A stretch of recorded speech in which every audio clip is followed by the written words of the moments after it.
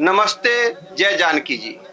मेरा नाम परितोष शाही है और आप प्रभात खबर देख रहे हैं। अभी प्रभात खबर इलेक्शन एक्सप्रेस की टीम सीतामढ़ी में मौजूद है, जहां पर 8 अगस्त को केंद्रीय गृह मंत्री ने पुनौरा धाम में मंदिर को लेकर भूमि पूजन किया था। यहां पर कुल 900 करोड़ के लगभग लागत से 67 एकड़ में मंदिर का निर्माण कराया जाएगा, जिसमें बहुत कुछ मंदिर के लिए 137 करोड़ के करीब है और अन्य प्रोजेक्ट के लिए 700 से लगभग ज़्यादा करोड़ का काम होगा।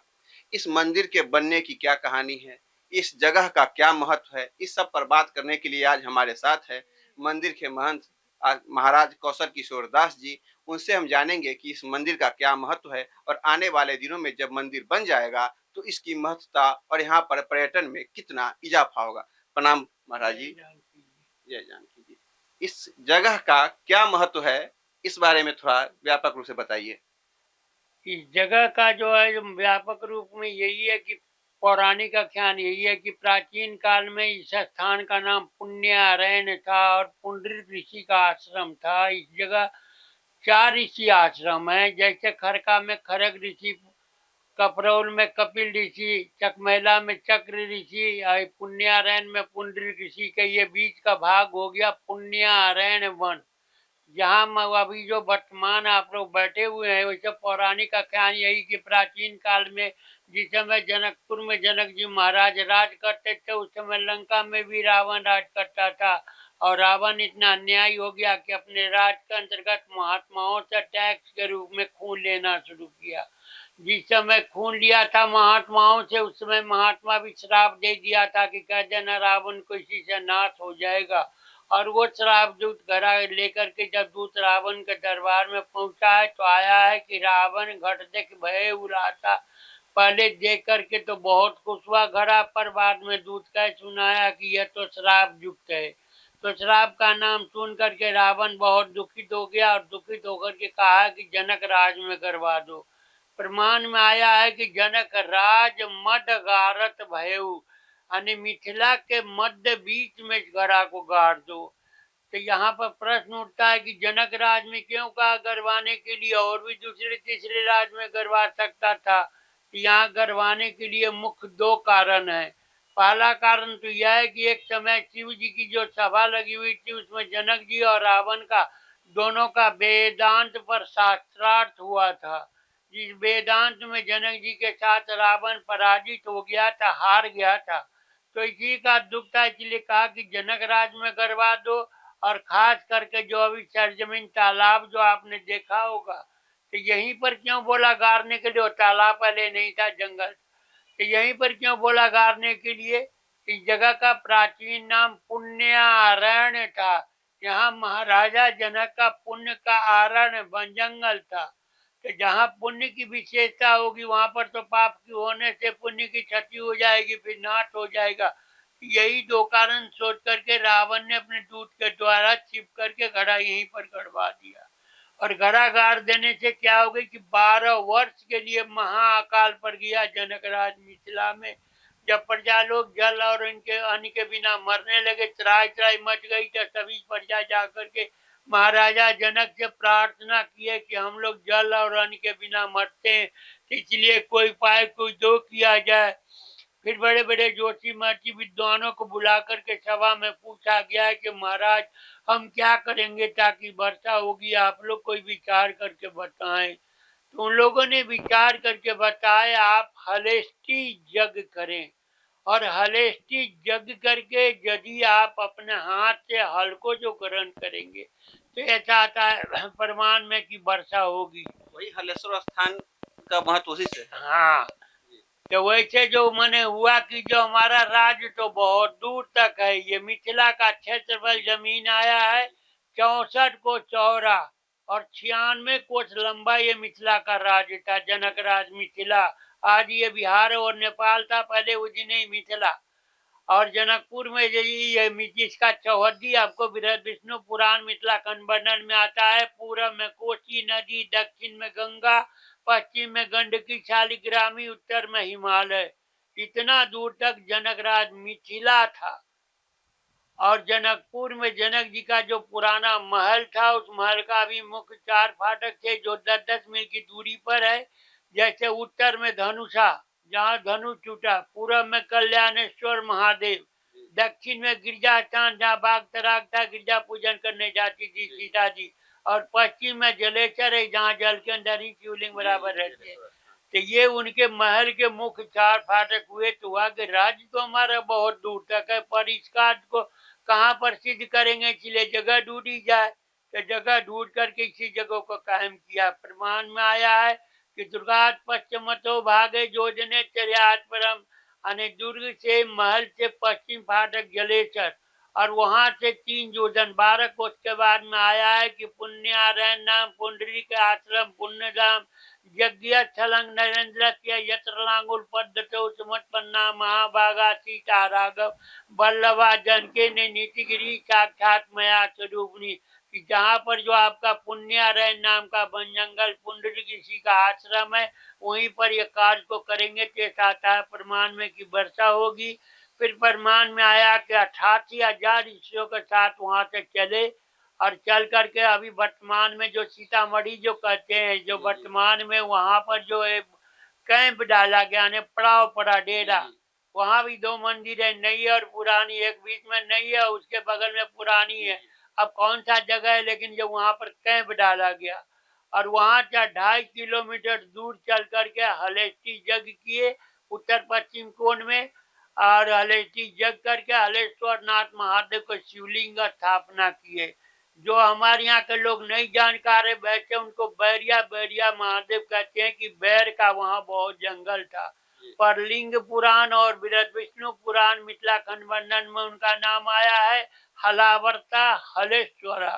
पहले हलेष्टि यज्ञ करके बाद में हलेश्वर नाथ महादेव को शिवलिंग स्थापना किए, और वही 3 किलोमीटर दूर से हल जो चलाना शुरू किए। जो पीछे कुंड देख रहे, जो रावण के द्वारा घड़ा गड़ा हुआ था, उस घड़ा में हल लगने से घड़ा फूट गया और दिव्य सिंहासन निकला।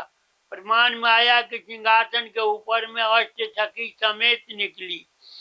जबकि सखी और सिंहासन निकला, यह दृश्य को देख करके महाराजा जनक यहाँ प्रार्थना करने लगे, भई प्रगट कुमारी भूमि बिदारी अद्भुत रूप निहारी।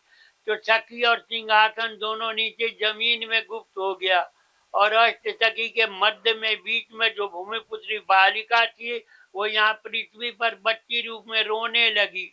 फिर इस जगह का दोबारा 2 नाम पड़ गया, पुण्य रसा और पुण्य उर्वरा। पुण्य रसा, रसा नाम पृथ्वी, पृथ्वी से निकली इसलिए पुण्य रसा। पुण्य उर्वरा, ये पुण्यारण्य के वन जंगल के बीच और हृदय से निकली इसलिए पुण्य उर्वरा। आज उसी शब्द का भ्रंश कर दिया, पुनौरा पुनौरा धाम कहते। तो वह ये बालिका का अधिकारी भी होंगे पुंडरीक ऋषि, इसलिए कि आया है साबु में विधेय न पौंड्रिकं समर्पिताम। एक समय सूर्य ग्रहण लगा था, जिसमें यह पुण्यारण्य नाम का वन जंगल पुंडरीक ऋषि को दक्षिणा में दान कर दिए थे महाराजा जनक। और दूसरा कारण ये होता है, जहाँ जन्म लेने की भूमि जगह जो है वो तो ऋषि का आश्रम है, तो दोनों आधार से अधिकारी पुंडरीक ऋषि होते हैं। फिर उन्होंने कहा कि हम तो बलकल तो बच्ची भजन करते, लेकिन बच्ची का कहाँ पोषण पालन करेंगे, इसलिए इसका भार विदेश ग्रहण करे जनक जी महाराज। तो जनक जी का भी नाम आप सुने होंगे, क्षीरध्वज था। ये नेमी वंश में हर्ष रोमा के 2 पुत्र थे, क्षीरध्वज और कुशध्वज। तो जनक जी का नाम क्षीरध्वज था, उपाधि जनक और विदेह का था। तो उन्होंने यहाँ पर जया से सिद्ध करके अपने वंश के रूप में नाम रखे जनक पुत्री जानकी। और जानकी नाम रख करके जब गोदी में उठा लिए, तो आकाश मार्ग से देवता लोग फूलों का वर्षा करने लगे। जब वर्षा शुरू हो गई, तो यहाँ से रहने का जगह नहीं था, वहीं कैंप में ले गए। तो हमारे यहाँ 2 रीति से काम होता है, लौकिक और वैदिक।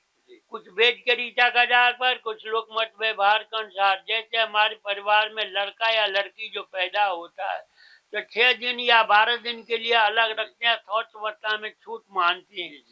तो यहाँ पैदा वही, जहाँ से लेकर के वहाँ कैंप में फूस का मड़ई झोपड़ी बना करके उसमें शौच मनाया गया। फिर उसी समय देवर्षि नारद जी को मालूम हुआ, तो भी वीणा लेकर के पहुंचे हैं। तो नारद जी ने कहा, महाराज इनका नाम तो सीता होगा। तो आप जानकी नाम का और सीता नाम का संकेत यहाँ तो जया से सिद्ध करके अपने वंश के रूप में नाम रखे जनक पुत्री जानकी, और जया कहा जाता है। इसका संकेत पद्म पुराण के स्वर खंड में मिलता है कि तत्रैव च महाराजा जयां लोक परिस्थितियां, माने जया शब्द का कहने का तात्विक अर्थ ही होता कि जिन बच्चे में माता और पिता का गुण मौजूद हो और बच्चा स्वयं पैदा ले, अपने आप जन्म ले, उसको जया कहते हैं। और जया, हाँ, उसको जया तीरथ माना गया। भूमिजा कहिए, जो कहिए, नाम तो बदलते रहते हैं, लेकिन जो उस समय जया से जानकी नाम रखे थे। और वहां पर सीता नाम इसलिए हुआ कि सीत जो कहते हैं, हल में लोहे का फाल होता है, उसको सीत कहते हैं। और जोती हुई जमीन गड्ढा को सिराउर कहते हैं, उसका नाम है सीता। तो सीत और सीता, फाल और गड्ढा, एक दूसरे के मिलन टकराव से वो तीसरी बालिका की उत्पत्ति हो गई। इसलिए कि शीतोत्पन्ना सीता होना चाहिए।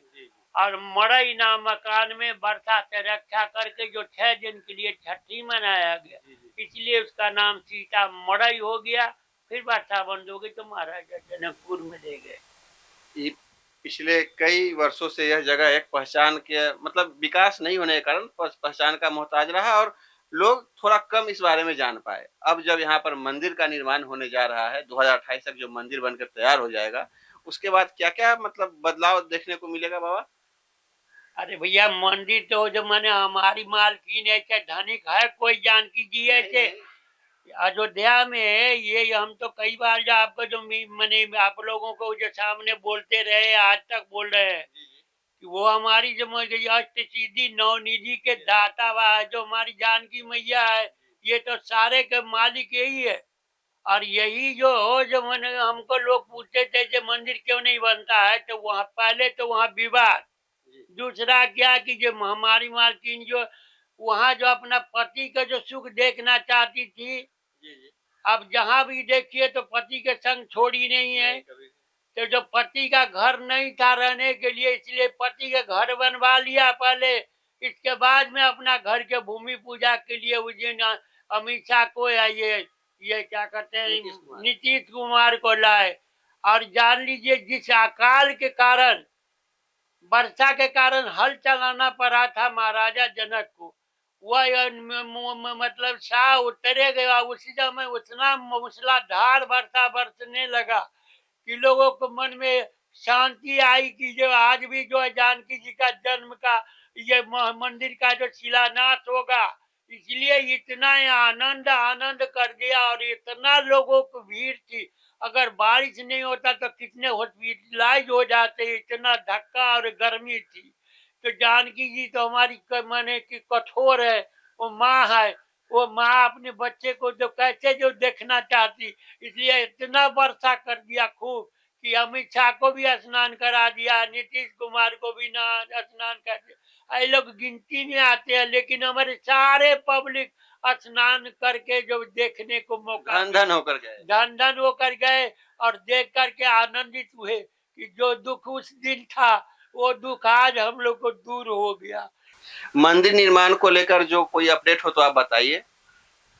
हम तो हमारे मन में है और लोगों के मन में जो है वो तो जानकी मैया जाने का है। पूरे जो मिथिला और जहाँ भी देखिए जो उन्हीं की संतान है और सब भूखिया है कि घोषणा हुआ, भूमि पूजन हुआ तो सब हल्ला, मैंने कि ये अपना भीतर से आनंद होकर के जो मग्न है कि अब देखेंगे अब देखेंगे।